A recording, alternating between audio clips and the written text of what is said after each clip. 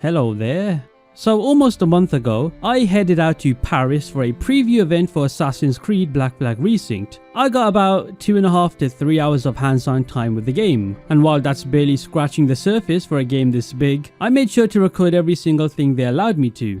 Just to give you some context on what I actually played and was able to record. Ubisoft set up the hands-on event with a few specific segments for us to play, and once you finish those segments, a thanks for playing screen would just pop up, and that was it. You just piss off home. Because of that, we couldn't just fast travel to Nassau or Kingston during these 3 hours to mess around. We were given 3 story missions and 2 of them were recordable. The first story mission, which I could not record, was the very beginning where Edward is shipwrecked, all the way through to Havana where he tries to get Stede Bonnet sugar back from that fort. What I did manage to record were 2 main story missions called Diving for Medicines and Devil's Advocate, and these were from sequence 6, plus the start of a quest for Lucy Baldwin, who's a new officer that they've added to the game. I also got about an hour to just explore the northern part of the map, more specifically this section, which I'd say is about 15 to 20% of the total map. Weirdly enough, we did play in Havana, but they didn't let us record any footage of it, which I found a bit strange because Havana in this game looks insane, so I'm not really sure why they were being so secretive about it. Any footage in this video of Havana like this on screen is purely B-roll sent to us weeks after the hands-on event. Anyway, that's the background on what I was playing. So now that you have some context for this video and you know what I played, let's get into what I actually thought about it.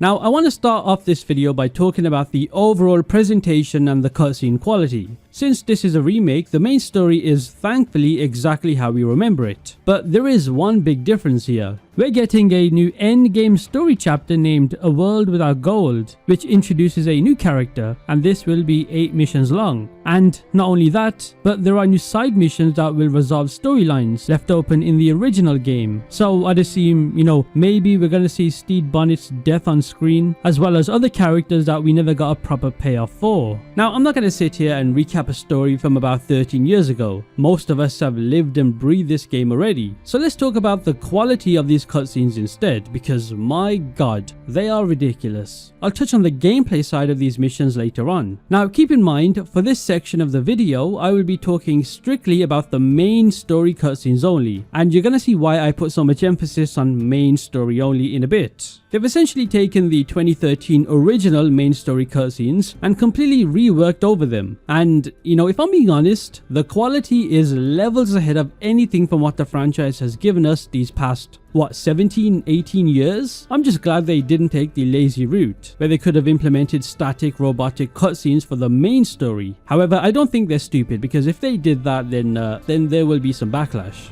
Now just a heads up, this is still a work in progress build, so if you see some faces in these cutscenes that go blurry or look all weird, just know that this is not the final product. In fact, I don't even think it's close to the final product. Moving on to the character models, Edward Kenway looks incredible. I genuinely think they nailed his design. It's a perfect, faithful recreation right down to the facial structure, the voice of Edward, and even the tattoos. I especially like how his hair sways when he moves. But then again, this is the main protagonist, so they would have to nail his design. As for the rest of the crew, well, let's look at Anne Bonny first. Without sounding like a total degenerate, they did a decent job with her character. I will say, it is a bit weird that she's kind of missing her top lip, especially since she looked completely fine in the original. But hey, she still looks beautiful if I'm being honest. I wouldn't say they butchered her, I would just say she's not perfect. Jack Rackham is here too, and he looks fantastic. Then you've got Charles Vane, Benjamin Hornigold, and Blackbeard, who all look absolutely amazing. But for me, it's Blackbeard. He's the real standout out of any character in this entire remake. They have definitely put so much effort into his design, if I'm being honest. Just look at this cutscene in particular where he's leaning into Stede Bonnet, who, by the way, Stede Bonnet looks spot on too. Give your quarry something to fear. Some hellish thing from a fever dream, and men will drop to their knees, pleading for their lord before all else. Oh god. It looks fine. Of course it does.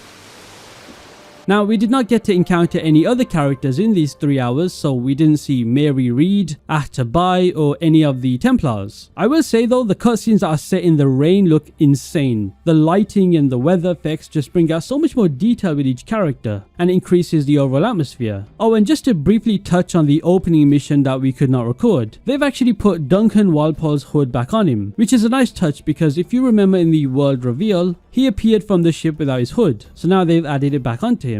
Even without this first mission footage to show you, I have to say that the first mission where Edward is shipwrecked and on the beach is absolutely insane. It's light years ahead of the original version, and I'm not even exaggerating. Caroline especially, you may have seen that leak of her and Edward in that flashback scene floating around, but that's not a real leak. She looks way better than whatever the hell this is. You'll just have to trust me on that. Oh, and if you were wondering about the modern day, well, remember how in the original game, once you arrive at Havana, it then takes you to the modern day part. But in the remake, that does not happen at all. Once you arrive in Havana, the game just carries on like nothing happened. So that further reaffirms that there is indeed no modern day at all. I unfortunately did not get to see any rifts in these 3 hours. I'm not sure if they disabled them for the hands-on event or whatever. I did encounter these encrypted data files which are just, I think they're slapped into the game from Shadows, where you collect them and it unlocks some Animus Hub file. I mean, if you're into that, then I guess that's cool, but I do not give a shit if I'm being brutally honest. This one specifically unlocked a poster of the Devils of the Caribbean, which,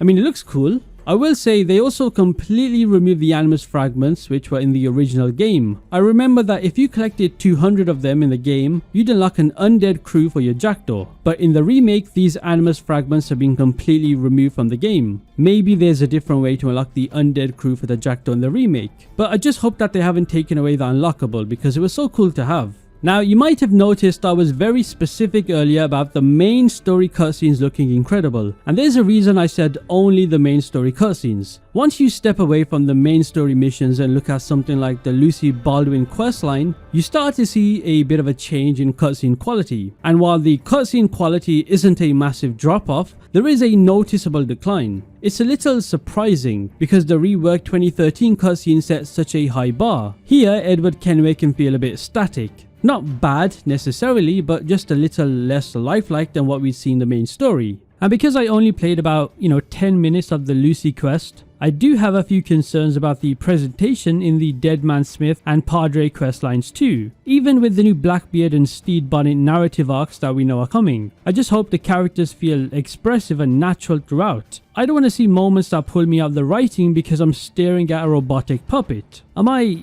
crazy in thinking this? Now, to be fair, it's still a huge step up from what we saw in Assassin's Creed Shadows, which really struggled with the presentation in both its main story and the side content. But, take this for example, these sit-down dialogue scenes with Edward and Lucy feel a bit stiff. The characters have that tendency to stare into the void without much eye movement, and the animations feel a little more robotic compared to the fluid motion of the main story. Now, some of you might say, it's just a side quest, why does it matter so much? But if you look at the original Black Flag, even the optional Templar hunts had cutscenes that were on par with the main story cutscenes. I was just hoping for that same type of consistency here. I will say though, in comparison to the last mainline game being Assassin's Creed Shadows, especially the side quests in that game, there is definitely a step up here, so they have improved the cutscenes overall. We're actually seeing some natural movement now, such as characters walking downstairs, or characters holding objects. It may sound ridiculous with what I'm saying, but if you go back to Assassin's Creed Shadows and look at the cutscenes in the side stories, it was literally face-to-face dialogue only.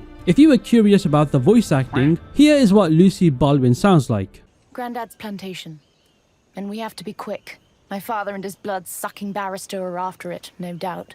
Now personally, I think she sounds great. She has this very eloquent British accent, but she can sound really aggressive when the time calls for it. As for Edward Kenway, well, since we know that this quest is brand new, this means Matt Ryan had to come back and record new lines, 13 years after the original game. Take a listen to what Matt Ryan sounds like now. You had better be a very good shipwright. I need a shipwright, and you're in need of better lodgings. It might just be me, but you can tell some time has passed. His voice sounds a bit more gruff and has more bass to it. It's not immersion breaking or anything at all, but if you're looking for it, you will definitely notice the difference between Matt Ryan 13 years ago and the Matt Ryan today. It's just one of those things where time takes its toll. But to be honest, the fact that he can still slip back into that Edward Kenway persona after over a decade is pretty impressive. Now, if I was to give my opinion on that Lucy Baldwin quest without spoiling the story of it, I think it's decent. It's nothing crazy to write home about, and you can tell it is not a Darby McDevitt written storyline, but I do think he gets the job done. Now, granted, I did only play about the first 15 minutes of it, which isn't really much. I did learn about her backstory, and we took her to explore our Great Inagua hideout, which I'd assume will become more thriving over time in the game. I'll talk about the Great Inagua hideout later in the video. Now, one of the best things they've done with Black Flag Resynced is finally adding the auto follow button. Instead of that constant struggle to manually trail NPCs when you want to follow them or when they want you to follow them, you can just hit a button and let the game handle it. It's such a solid quality of life tweak, and it's one this game definitely needed. They have kept the same Animus Hub theme loading screens from Shadows, which I don't really mind at all, but instead of what we saw in Shadows, which was a Japanese themed environment, it's now just yeah, it's a bunch of rocks, which isn't very creative if I'm being honest. So yeah, one last thing I want to mention is the user interface. I'm going to be so real with you. I'm not exactly feeling the UI at all.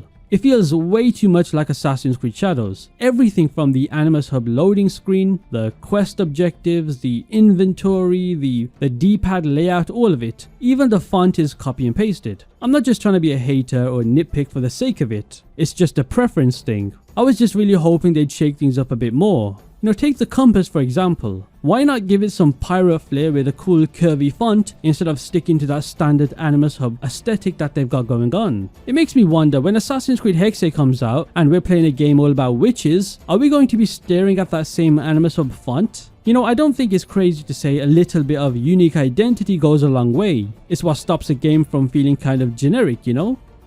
Now, I want to dedicate a big part of this video to a major highlight of the hands-on event, and that's exploration. As I mentioned at the start of the video, we were given about 1 hour to roam the northern side of the map. I'm going to go through absolutely everything that I managed to capture and share my thoughts on it. Now first, let's take a look at the in-game map here. It's basically the same scale as the original, which is 16 by 16, but the big difference here is the density. The islands feel a lot more packed with detail, and there are even some new land masses scattered within major cities.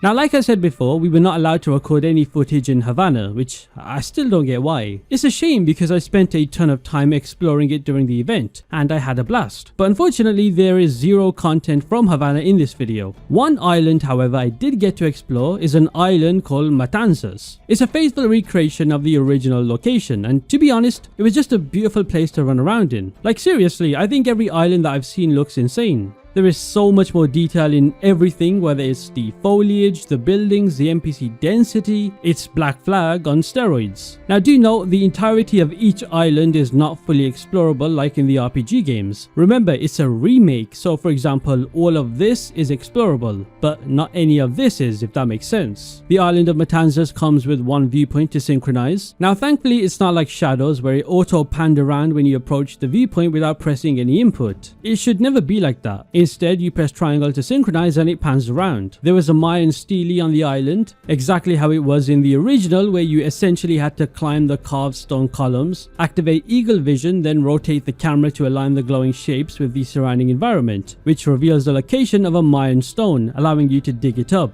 Again, very identical to the original game, so you know, not much to talk about there. Now, one thing I noticed right away in the remake is they have actually cut down the number of chests on each island, or at least I think they did, because as you can see here, the original Matanzas had 4 chests to track down. But in Black Flag Resynced, there's only 2. You might think that's a downgrade, but it's actually the opposite because the loot seems to be much better now. In the original, chests often just gave you pocket change, ammo, or junk to sell. In the remake, you can still get that in the unmarked chests, but in the checklist chests, so these ones, you can actually find gear, like this brand new cutlass that I found somehow behind the manor of Great Inagua, or even new figureheads for the jackdaw. The loot that you can get feels way more meaningful. This island also has 2 secrets to find, which are things like letters, but more specifically those Tom Cavanagh letters in a bottle that were carried over from the original game, or you know, random encounters that count as secrets too. But something that feels totally new to Black Flag Resynced are these specific icons. Ubisoft Ubisoft calls these mini narratives, and they're basically little side stories scattered across the islands. To give you an idea of how this works, remember how in the original island of Matanzas, you just, loot the warehouse or hunt the crocodile for upgrade materials? That is still there, but the difference is these are tied into a story, or rather a mini story. When you first get to the island, you'll find a note on a pole like this that sets the stage. Apparently, the overseer named El Jefe has a pet crocodile, and he caught a guard stealing from his warehouse, and he fed the guy to his crocodile. Then he sent the guard's personal stuff to his own room. Once you read that note, it triggers a side activity to retrieve those items and plunder the warehouse. It's the same core concept as the original, just more fleshed out. You can find more notes about this mini story, track down the exact crocodile that ate the guard to find the warehouse key, and then get the key from the dead body and open up the warehouse door. Compare that to the original Black Flag where you just scan a random guard, take his key and open the door. I think having a whole mini narrative tied to a simple warehouse raid makes the world feel so much more alive. I'll get into the actual gameplay side of things later in the video, but for now I just want to focus on exploration and what I was doing. Now before I talk about some more islands that I explored, let's change gears and talk about some open world side activities. Even with our very limited time and map access, there was a few things to dig into, starting with underwater exploration. Remember earlier I talked about the diving for medicines mission? Well, if you played the main story before, you know that that specific mission contains underwater exploration, and it is indeed back with the classic diving bell mechanics. And to be honest, it felt great. The visuals have been dialed up so much that everything looks incredibly high quality and polished. They really nailed the recreation here. You're still hitting air barrels to survive, but the ocean floor and the marine life are just way more vibrant now. They even stayed faithful to the shark sections where you have to duck into seaweed to stay hidden. It's as nerve-wracking as the original. Now since this is a remake, I didn't expect them to mess with the main story at all, and they definitely delivered on that. And then there's harpooning. I was actually worried about this because I thought they would cut this from the remake because of the whole Peter controversy back when this game came out. But thankfully that's not the case. It looks as marvelous as you'd expect. I mean, bare-chested Edward Kenway, damn. The gameplay is the same concept that we love, just, visually overhauled and feeling smoother than ever. Once this game comes out, I can see myself going for that 100% completion. The original game is one of my favorite games in the franchise, and seeing it remade like this just makes me want to experience every single bit of it. Oh, and this is random to mention here, but you can now pet cats. So that's cute, I guess. Edward has new lines too for that encounter. Oh, you're a feisty one. Although I'm pretty sure this is not how you actually obtain the cat for your jackdaw if you were wondering. Now going back to exploration, another island I was able to explore was the Salt Key Bank located here on the map. And this one is very detailed, especially in comparison to the Matanzas island I just talked about. There's more to do here, as you can see. Now one thing I liked is that, similar to the original game, you can get rid of your notoriety that you obtain from destroying ships by talking to the local officers. However, I like that they've added a cutscene this time to the interaction, which I don't think was in the original game if I'm not mistaken. Little things like that are always nice to see. I like that you can stumble upon conversations being said by people, which, ties into those mini narratives I mentioned earlier for different islands. There's also side activities on islands, such as defending pirates from enemy guards that you can stumble on. And once you kill the guards, a cutscene plays and then you get those pirates sent to your crew. I'm pretty sure this concept was in the original game, but it was slightly different. I remember in the 2013 game, especially in cities like Nassau, Havana and Kingston, you could encounter random events where guards have pirates held captive. Similar situation here.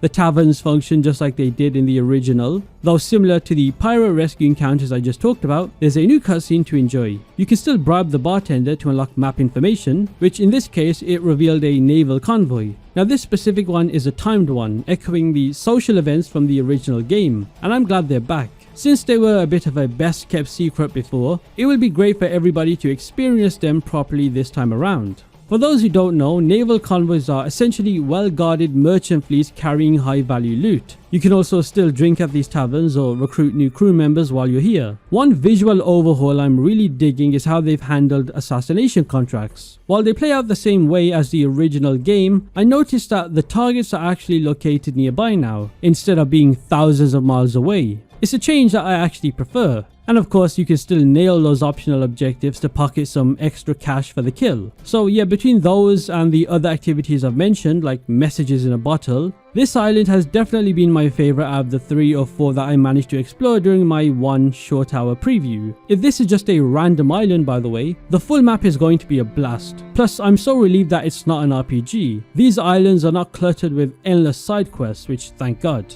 Another area I was able to explore was Jiguey, or Jiguey, I don't know how to pronounce that, which in the game is a smuggler's cave. Now, in the original 2013 game, I've always thought this area looked quite nice, but in Black Flag Resynced it looks even better. A self-contained cave like this with today's modern graphics just looks fantastic. Like everywhere else, you've got your standard checklist to do, such as chests and secrets. Plus, this specific animal that, if I'm being honest, I could not track down for the life of me. I wasted like 15 minutes of my 1 hour trying to find this animal and I couldn't find it. I did find the chest though, and it was a serious upgrade. I had to assassinate a guard for the key, and Edward even comments on how fancy the chest must be based on the key. Such a fancy key must open a fancy chest.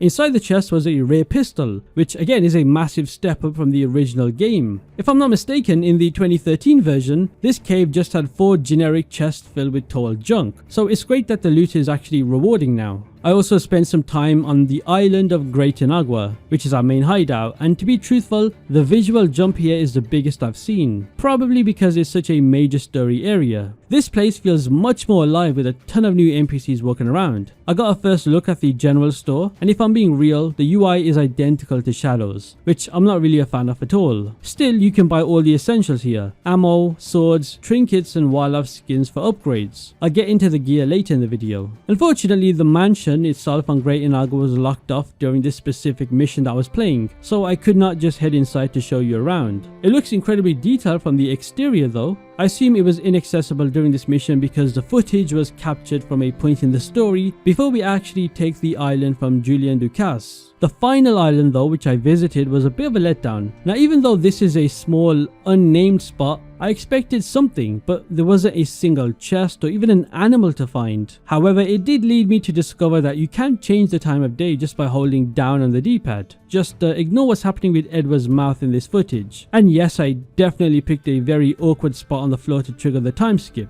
But hey, the world looks very vibrant and blue, right? Now, I want to dedicate this next part of the video to gameplay, and we did get to experience a little bit of combat, stealth and parkour. But I do however have some potentially disappointing news regarding parkour. Since our exploration was limited to just 1 hour and it did not include Havana as well as Nassau and Kingston, parkour was basically non-existent. Most of our time was spent on the Jackdaw or exploring small islands with zero architecture. So we did not really get to put the movement system to the test. So if you're wondering how it feels in this specific build, I have absolutely no bloody idea. Your guess is as good as mine, though I'd assume it's in line with the recent clips that we've seen in the articles. However, I did find one really cool detail. You know how we have manual jump back in this game? Well, it's back to the original style. As in, you can actually jump on the spot even if there is nothing to climb. It's a small thing, but I don't think we've seen this since the original Black Flag, if I'm not mistaken, so I'm glad they kept that mechanic in. If you hold R2, you can spam the jump button and Edward will jump up and down right where he's standing. Now, something I don't like, and I hope to God is not in the final game when it comes out, is that there is no fall damage. I recall in these 3 hours, not once did I take fall damage at all. I even jumped from high distances and never took fall damage. So please, Ubisoft, do not let this be in the final game. I mean, what are we even doing here? Now, before I get into the combat, let's take a look at the gear and inventory system. This right here is what the inventory screen looks like. Now, personally, I really like it because it isn't too crazy or over the top. It feels just right for this type of game. Since this was a handcrafted preview event, it meant that everybody was playing the same save file. So the gear and inventory screens were identical to everyone. However, they did include some really cool things to check out for ourselves. For example, take a look at the outfits here. As you can see, this save file had 3 3 outfits unlocked. We have Edward's signature outfit here, which I like the description that it gives on the right side. And then we have the feline pelt outfit, which I think looks really good in this remake, especially with the hood equipped. I'm really glad this made a return from the original game, but then again, I'm pretty sure every single outfit from the original game is returning, so that's pretty cool. The last outfit unlocked here is the merchant outfit, and when you compare it to the original, it looks so much better. This remake makes you really appreciate how detailed these outfits actually are, especially when you look back at the 2013 versions. Now, one cool detail I noticed with these outfits is that if you run through mud, or let's say you get the outfit dirty, the grime actually stays on the outfit, which really shows you the advancements of the Anvil engine we have today. Now, moving on from outfits, you might have noticed that we have trinkets in this game. These are essentially very similar to the talismans in Assassin's Creed Mirage. Actually, they're not very similar. They're not similar at all. The difference is, these give you a specific perk or a buff. Now, this feels ideal to me because it's not leading too heavily into the RPG mechanics, but it's also improving the system at the same time. The one that I had unlocked was a lock of Caroline's hair, which gives you health back after a perfect parry. This specific trinket is actually pretty funny because I remember making a video about cut content, and I think Darby McDevitt talked about using a lock of Caroline's hair to see what she was doing through the observatory. Obviously, that did not make it into the final game, so hey, at least this concept is back in some way, even if it's a bit strange to be carrying around a lock of Caroline's hair on her outfit. The other one is the diamond trinket. I think I unlocked this one earlier in the hands-on event, I can't quite remember how, but it's here. This one lets you breathe underwater for longer, which is cool. Now, I don't know how many trinkets there are in total, but here's 2. You can equip 2 trinkets at the same time, which is a nice touch. You can also change your pistols, but weirdly, the game restricted us from doing that in the demo. I was trying to click on it, but it wouldn't let me. Though you should remember that I did pick up a new pistol earlier on in the video, if you remember. So you definitely can change pistols. This slot here is for pets, but we don't have any at the moment. Or maybe we do, and the game just restricted us from opening this menu. Finally, here we have our primary weapon, which can be a cutlass, a rapier, or a pistol sword. There are plenty of different swords to collect, and if I'm not mistaken, I'm pretty sure this is not a case where you can see duplicate swords from looting chests. Every sword in this game is handcrafted. You can see here that they have unique attributes tied to them like in the original, but this time you can actually increase the number of takedowns you do in a sequence depending on how good the sword is. For example, take this sword. It lets you take down 4 enemies in a row, whereas this one only lets you take down 3, but it deals more damage. It's similar to the original system where it was speed, combo and damage, just in a more modernized version.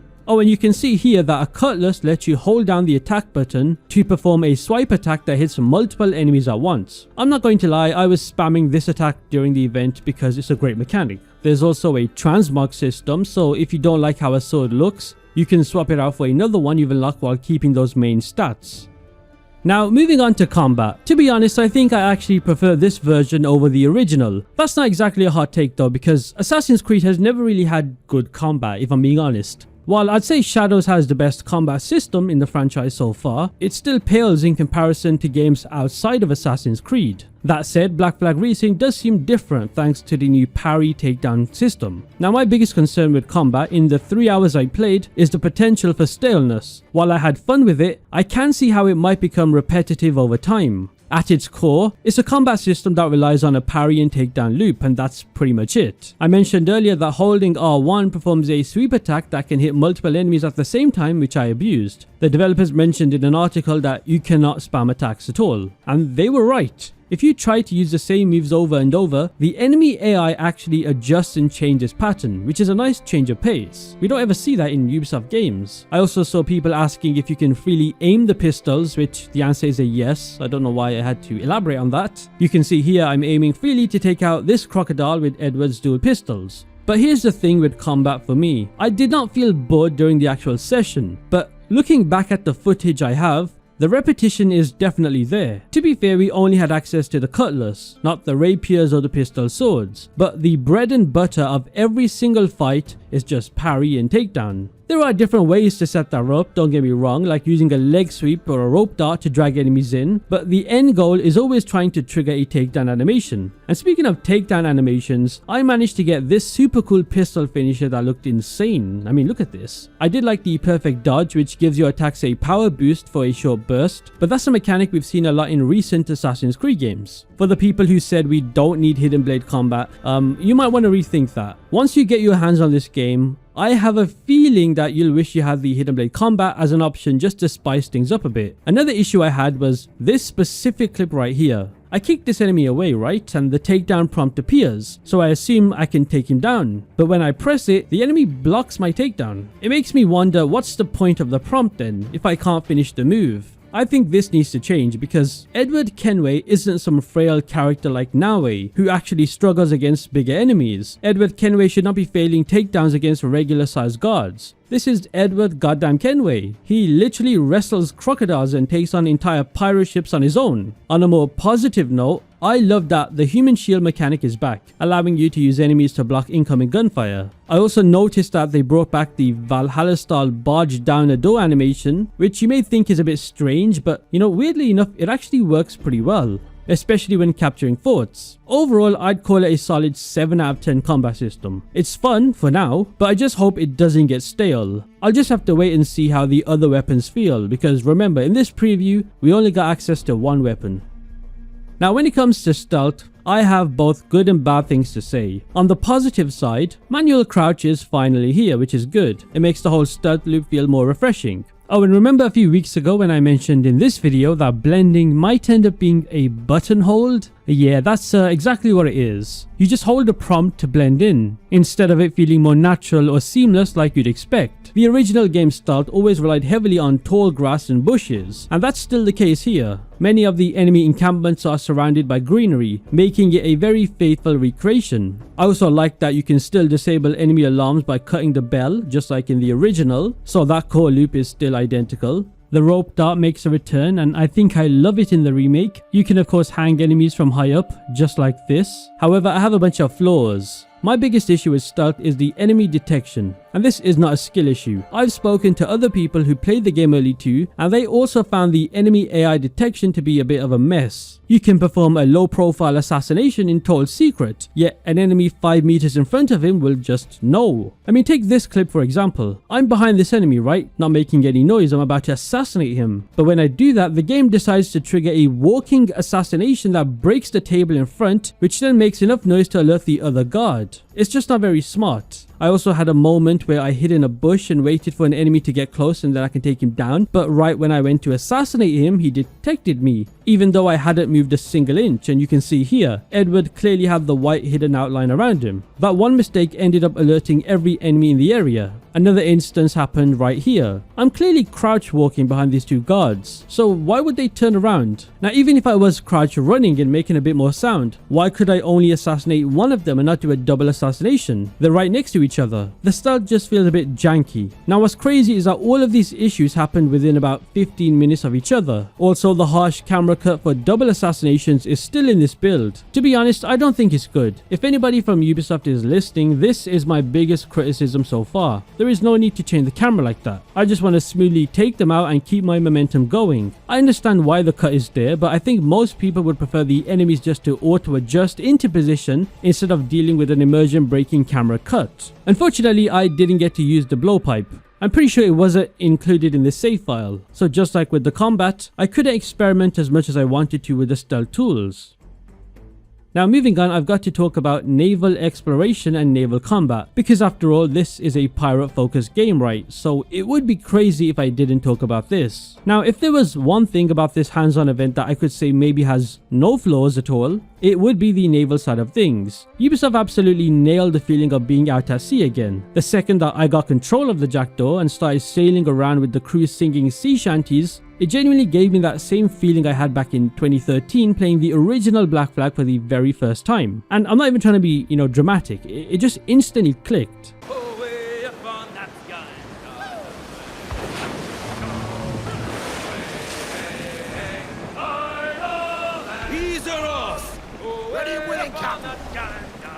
the atmosphere is still there, and visually, this might be one of the most beautiful games this year. I spent way too much time just sailing around doing basically nothing because the world itself is so enjoyable to look at, and I think that came at my detriment because I only had about 1 hour to explore, so maybe I shouldn't have done that. The weather system especially stood out to me. The ocean feels much more dynamic now. Sometimes the water is calm and peaceful, and then out of nowhere the waves start getting rough as the wind picks up. You can actually see the wind affecting the sea in real time, and it makes sailing feel way more natural and, immersive. I saw dolphins jumping beside the jackdaw. I saw, the shipwreck survivors that you can rescue and recruit, random loot drifting by, all those little details from the original game, just more amplified with today's graphics. This game really captures that pirate fantasy better than almost any pirate game I played. I know Windrose right now is a popular game, but move alongside because Black Flag Resynced is, back to being the best pirate game ever. Now when it comes to naval combat, this is where things get brutal, but in a good way. If I had to compare it to something, imagine Assassin's Creed Odyssey's naval combat,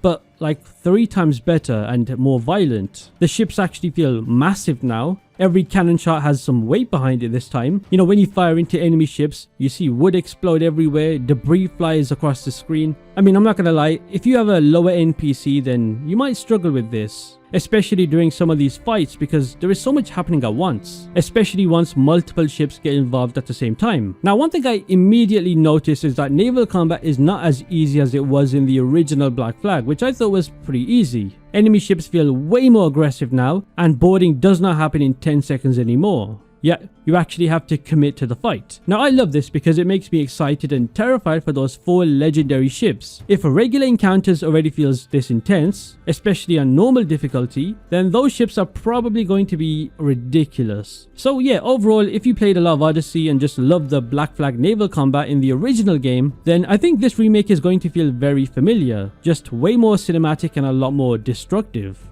So overall, after spending around 3 hours with Assassin's Creed Black Flag Resynced, I walked away genuinely impressed. And to be honest, relieved as well, because going into this preview event, I was quite worried that Ubisoft would play it too safe and give us a prettier version of the original Black Flag without really putting much effort into modernizing it. But from what I played, that is definitely not what this feels like at all. This feels like a proper remake. Now obviously it's not perfect and far from it. I definitely have concerns about the stealth, especially enemy AI. I think some of the side story presentations and cutscenes could use some work, like seriously. And also, I could see combat becoming a bit repetitive over time. There is still some polish needed too, since this was a very early build. Well, I say very early, I don't know how early, it was just an early build. But even with those issues, I can already tell that this is going to be a very dangerous game for my free time once it comes out. More than anything though, this preview reminded me why I fell in love with Black Flag in the first place. Not just because it was the pirate Assassin's Creed game, but because it genuinely had something special about it. And from what I played so far, which is not much at all, Black Flag Resynced still has that feeling intact.